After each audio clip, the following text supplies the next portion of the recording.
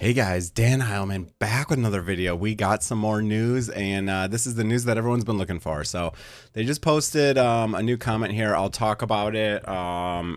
It's a lot, but we'll go through it and kind of talk about some of the stuff they talked about. So basically what they said is they've been watching the chat, and they've seen a lot of people are questioning some things, so they wanted to give clarity on those things. So very first thing is DragonHeir, free-to-play friendly gacha game. Okay, so firstly, we expect it to be a game that will run for a long time and keep bringing fun to players. Instead of being a cheap, looking generous but short-lived game, to achieve this goal, we do need some revenue to support the development team. Oh yeah, of course. But we also need to control our greed and prevent damage to the game's reputation lifespan caused by excessive commercialization. That's why we'd like to introduce our core rationale of commercialization strategy for free-to-play design. Okay. I will say, the amount of communication we're getting from these devs are unlike the amount of communication I've gotten from any other game developers basically ever. So much information. I mean, look at these posts in just a couple days. I mean, look at the length, look at the detail. It's in readable English that doesn't have a bunch of translation problems. I mean, this is great so far. Anyways, paid items. We have designed simple monetization points. The made paying content is Heliolite dice, advanced hero summoning props, and legendary skill scrolls. The currency used to purchase these items can be earned through daily in-game actions. Good to know. There is no premium currency, all that stuff. We have removed the VIP system, annoying login pop-ups, and confusing gift packages. That's good. There will be 2 one-time season gift packages and 3 types of fixed discount skill scroll packages. I have seen those. They look pretty decent. I'm not allowed to share them yet, but in a couple hours you'll see them. In the late stage of the season, there will be 4 discount packages with limited purchase times. We don't want to encourage overconsumption. I love this. You got games like Diablo Immortal that you can spend 100 grand in just to max a character, etc. Everyone knows that. Okay. But hope players who really need the props will also be able to buy them easily and conveniently. We sell stamina limitedly, which can only be bought 4 times a day, and discounts for the first 3 purchases. Okay. We do not sell any equipment. All equipment can be obtained through dungeons. It gets reset anyways, so they can't sell it because they're only going to sell stuff that does not get reset. We do not apply paid only currency or probability discrimination. The Heliolite dice players get for free from events, and the ones players acquired by purchase are absolutely identical. Awesome. That right there is a tip to Diablo Immortal, because the paid crests give you more stuff than the free crests. I love that. I love it. Free players can also obtain all rare characters in this game over time. I like to see that. Games sometimes put certain characters behind paywalls. I think that's awesome. Free-to-play benefits. We have designed various gameplay rewards to ensure that highly active free players can accumulate a significant amount by the end of each season. That's awesome, because at the end of each season, your progress gets translated to new rewards for the next season. So if you spend a lot of time in a season, you're going to start slightly ahead of someone who didn't spend any time the last season. So I like that system. It's pretty cool. It also means that you're not too far apart. So if someone started brand new in a season who's never played before, they're not competing against people who have been building heroes for 2 years, for example. You know what I mean? Because the seasons are only a couple months. Okay. More than 10k worm arrow and 100 Heliolite dice can be earned for free by high active free players. So highly active free players throughout CBT2. According to probability and guarantees, free players can obtain 4 to 5 legendary heroes or more. Okay. So I did about 200 summons, and I think I got like 6 or 7 legendaries. It is a 3% rate in this game, so the rate is quite high. Oops, am I supposed to say that? I don't know. It's 3% rate. This number increases to 5 or 6 with the pre-registration reward hero Eric. These legendary heroes can be carried over to season 1, providing a more efficient and enjoyable experience. Interesting. So the legendaries carry over. They've mentioned before that heroes are carrying over. I thought they meant summons because, you know, whatever. But okay, so if you buy summons and you get a legendary hero, they get carried over to the next season. Interesting. I like that. At the same time, we want to emphasize one again that legendary heroes are not everything. Many rare and epic heroes also have amazing performances. We hope that you can explore more free-to-play exclusive builds and make your own team unique. So one of the content creators was just saying he played free to play for a long time and was able to do basically all the content. So I agree with what they're saying there. That's pretty cool. In addition, the development team has fully disclosed on and tested the free to play experience, making sure that free to play players can complete all dungeons, defeat all bosses. Okay, so I was just saying in the main quest and get all the rewards. In the previous internal test, we played as different types of players to participate in the game. Some played as free to play players, some played as players who only bought monthly cards, and some played as whale players. The test season lasted for 2 weeks, and surprisingly, we found that some of the free to play players were in the top 10. Okay, very good. Very similar to Eternal Evolution. You know, huge whaling does not mean you're going to automatically win all the content. There's stuff that requires skill and knowledge to build teams, so that definitely plays a part here, it seems, as well. So that's pretty cool. More importantly, in the upcoming CBT2 test, our core level hero designers will continue to play as a free-to-play, experiencing the full Season 0. This is the closed beta test is Season 0, and then global launch is Season 1.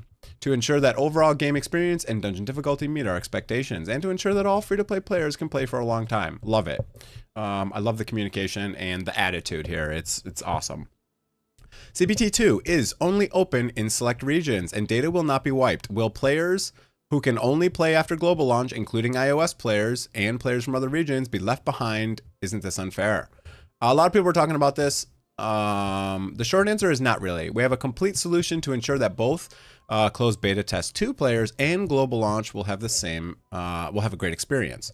During CBT2, there'll be imperfections and bugs. It requires both developers and CB2 pioneers to work together to make the game better.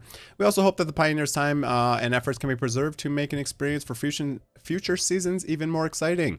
Therefore, we choose not to delete the data, which allows players to keep their heroes and artifacts and other assets. Yes, we respect the and appreciate the efforts of every pioneer, and we'll do our best to protect the value of your accounts. Okay. At the same time, we designed the season system. The core gameplay of the season system is that the gaming world will unlock different gameplay and content as the server progresses. For example, in the first 5 to 8 weeks of the season in one server, an extremely powerful season boss will be unlocked, and all players and alliances on the server will have to work together to fight against it. The overall performance of the cooperation will affect the final rewards of the season. So this is really cool.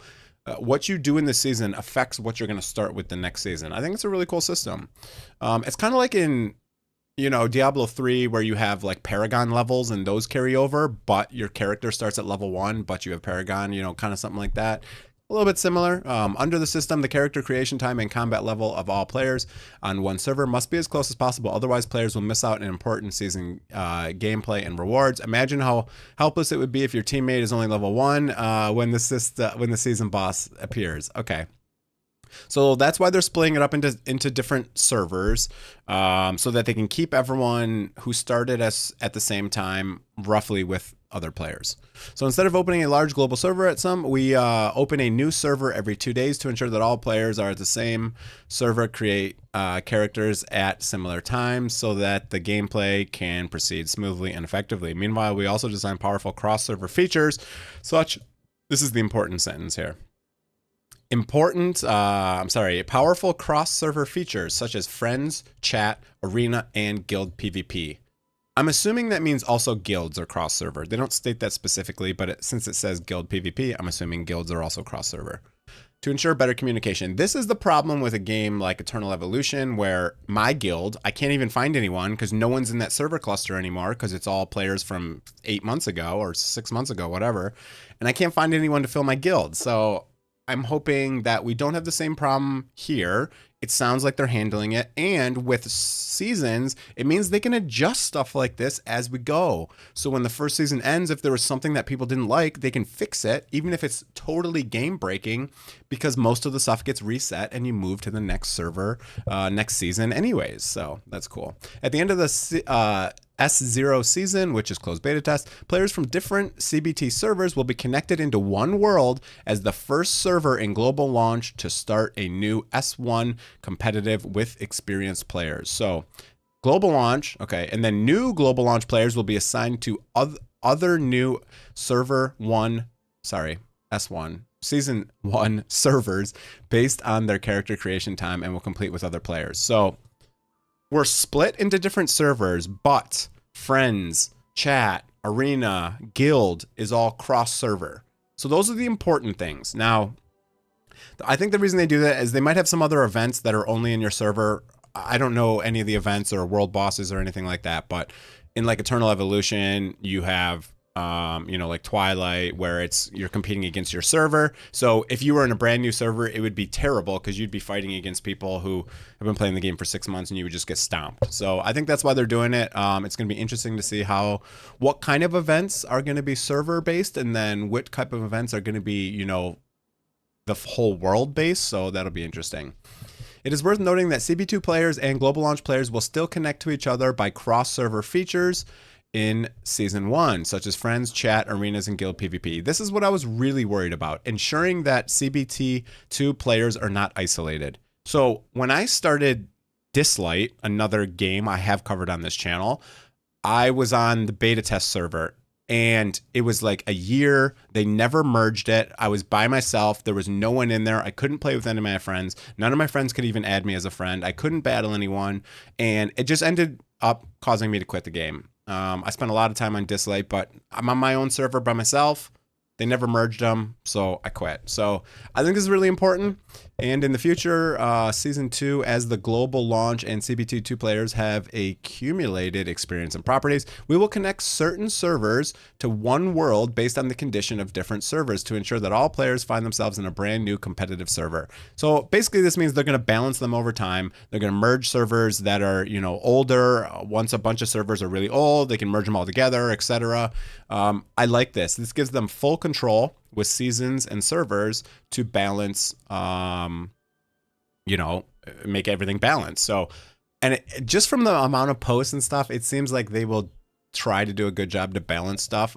They've listened to a lot of feedback. I mean, they've literally posted this just because we were all complaining in general chat, or some people were complaining. So they posted this just to, clarify it, which I'm a big fan of. Why is CBT2 only available in 14 regions and 6 languages and only available on PC and Android? Why can't we open up to more regions, languages, and platforms? We appreciate the love from players around the world, and we are very sorry that CBT2 is only available in select regions. First of all, due to iOS developer policy, Apple's always really strict, so it always, all these guys have trouble getting it on the Apple platform. It is impossible for us to conduct paid tests without public release. Okay.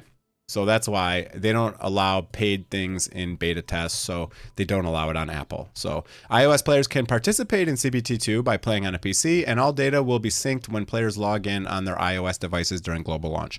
I like this. So I am an Apple user for my phone only. I'm not a big fan of Apple, but as far as a phone, I do it just because of iMessage and stuff like that. But anyway, so I'm happy about this because the last 2 big games I've really enjoyed, Eternal Evolution and this nonstop game I've been playing, they're both not cross-platform, and it pisses me off because one, I'm stuck on my phone only, one, I'm stuck on my PC only, but it looks like they're doing a good job here. We can assure you that iOS and Mac versions will have great graphical performance by then. Okay, good. Secondly, SGRA is a startup studio, and our localization team is still growing too. To be honest, supporting 6 languages in 4 months was a huge challenge for our team. Based on the 6 languages we currently support, we chose representative regions and countries with higher coverage of those languages. SGRA always values players from all regions and countries, and we are looking hard to improve our localization capabilities to support more languages in the global launch. Okay, so in the version I'm playing right now, there is a lot of Chinese still left in the game. I won't say a lot, maybe 10 to 20% of the text in the game is still Chinese. I know they're working on it. They've said they're working on it. I give them props for kind of just pushing ahead, giving a beta test. And I think because they have seasons, it gives them room to release a game that's not 1,000% trim and proper, because they can make huge changes because of the seasons and all of that stuff. So I think this is okay. And I'm sure they're going to start fixing those Chinese translation problems and stuff like that in there. I didn't notice bad English in the game. I just noticed that some things they haven't translated yet. You know what I mean? Sometimes you read a skill in other games, especially Chinese developers, and you have no idea what they're trying to say. I did not find that with this game. I think the translations are actually quite good. I just think they have a couple more to do, which I'm sure they will do in no time. So I'm already liking these devs. I have very little experience with them, but I'm already enjoying them just because of the amount of communication they're giving. Last but not least, we'd like to express our big thanks to our mods, creators, and veteran players who are always there to answer the questions of new players and spread your kindness to everyone. This kind of goodwill and trust always drives our development team forward. Once again, we thank you all for your support. Hey, that's great. They even called out creators. I love it. Awesome. Everyone's been hype about this game. I haven't seen a lot of negativity. I've seen mostly lots of positivity, so that's pretty cool. That's going to be it for the video. Hope you guys enjoyed it. If you did, hit the like and sub. Oh, I'm not allowed to show the game. Oh, it's in power saving mode. Okay, good. So it's in power saving mode. That's going to be it for the video. So in 10 hours exactly, we will be able to play the game. I'll be sleeping, but you'll be able to watch some videos on this channel. So if you want to see those, make sure you hit that subscribe button. And that's it for the video. Have a great day, everyone. See you guys.